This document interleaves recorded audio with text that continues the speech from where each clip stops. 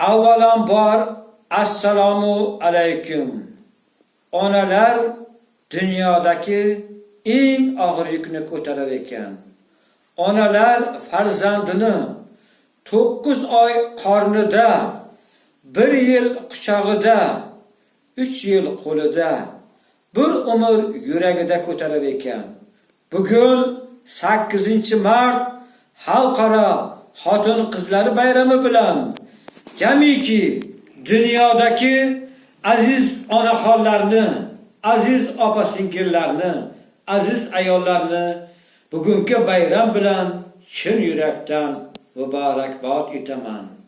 Farzandi kulganda kulgan ayollar, doimo yonida bo'lgan ayollar, odamlar dunyoni talashgan oni, beshikni baxt deya bilgan ayollar, to'lin oy misoli to'lgan ayollar, farishtaga singil bo'lgan ayollar, erkakni chin erkak qilgan ayollar, beshikni baxt deya bilgan ayollar. Yurtim xalqim elinga yashnab keldi bahoring, bayram bilan tabriklar farzanding Shavkat Qahoring.